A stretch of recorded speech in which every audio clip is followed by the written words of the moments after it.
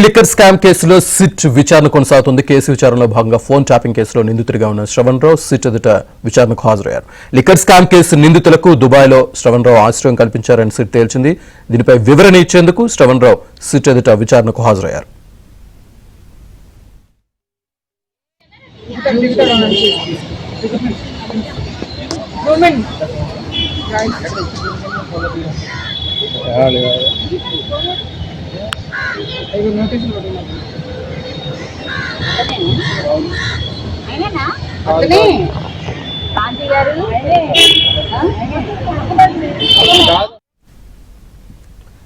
AP liquor scam కేసులో SIT విచారణ కొనసాగుతోంది. కేసు విచారణలో భాగంగా ఫోన్ ట్యాపింగ్ కేసులో నిందితుడిగా ఉన్న శ్రవణ్ రావు సిట్ ఎదుట విచారణకు హాజరయ్యారు.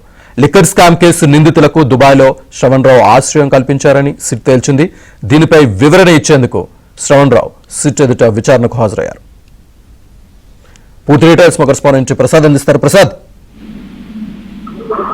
ఈరోజు మద్యం కుంభకోణానికి సంబంధించి కీలక పరిణామం చోటు చేసుకుంది.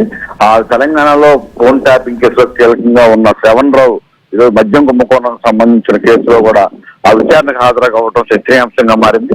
ప్రధానంగా దుబాయ్ లో ఇతనికి ఆ ఫ్లాట్ ఉన్న నేపథ్యంలో ఈ మద్యం కుంభకోణంలో ఎవరైతే పాత్రదారులు ఉన్నారో వారికి ఇతను షెల్టర్ ఇచ్చారని చెప్పి అభియోగాలు ఉన్నాయి. ఈ నేపథ్యంలో సిట్ ఇప్పటి వరకు 12 మందిని అరెస్ట్ చేసిన నేపథ్యంలో వారిని వివిధ రూపాల్లో విచారించిన సమయంలో ప్రధానంగా ఆ దిలీప్ A1 గా ఉన్న కేసీఆర్ రాజశేఖర రెడ్డికి సన్నిహితంగా మెలిగిన దిలీప్ ఆ దుబాయ్ లో కొంతకాలం ఈ శ్రవణ్ రావుకు సంబంధించిన ఫ్లాట్ లో ఉన్నట్టు నిర్ధారించారు. అయితే ఆయనతో పాటు మరో ముగ్గురు కూడా శ్రవణ్ రావు అదే ఫ్లాట్ లో 2 నెలల పాటు ఉంచినట్టు కూడా తెలుస్తా ఉంది. ఈ పరిణామాల నేపథ్యంలో ఆ ముగ్గురు ఎవరి ఆదేశాలతో అక్కడ ఉంచారు, అదేవిధంగా ఎవరు చెబితే 2 నెలల పాటు వాళ్ళకి ఆసరా కల్పించారన్న అంశాలపై ఇప్పుడు సిట్టు విచారణ చేయాలని చెప్పి భావించింది. అందులో భాగంగా శ్రవణ్ రావుకి ఆ నోటీసులు జారీ చేసింది. అయితే ఇంకొచ్చేపు మధ్య వరకు ఆయన రానప్పుడు కూడా కొద్దిసేపటి క్రితం ఆయన సిట్ కార్యాలయానికి చేరుకున్నారు. ప్రస్తుతం లోపలికి వెళ్లారు. విచారణ ప్రధానంగా 4 అంశాలు సిట్టు అతని నుంచి సమాచారం రాబట్టేందుకు ప్రయత్నాలు చేస్తున్నట్టు కూడా తెలుస్తా ఉంది.